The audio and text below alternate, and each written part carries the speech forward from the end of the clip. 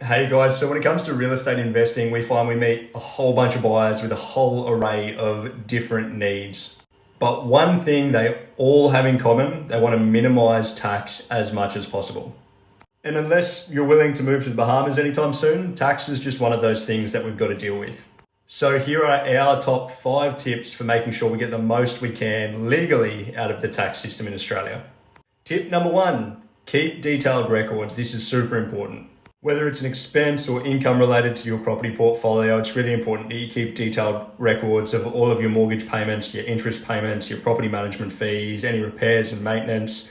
And you can go through all of that list at the end of the year and work through with your accountant which of those expenses are tax deductible. Tip number 2, it's really important to understand depreciation and how that can be of relevance to you, because that could influence your decision as to whether you buy a new home or a pre-existing property, or whether you build, and how that affects your investment portfolio and your investment strategy. Number 3, know your capital gains tax obligations. We see heaps of people getting into little developments or little projects, projecting out the profits that they're going to make, and they don't factor in their capital gains tax obligations. Speak to your accountant. Tip number 4, keep your personal and your business expenses separate. So sometimes it's handy to have 2 completely separate bank accounts. And last but not least, use a qualified tax professional. These people live and breathe it.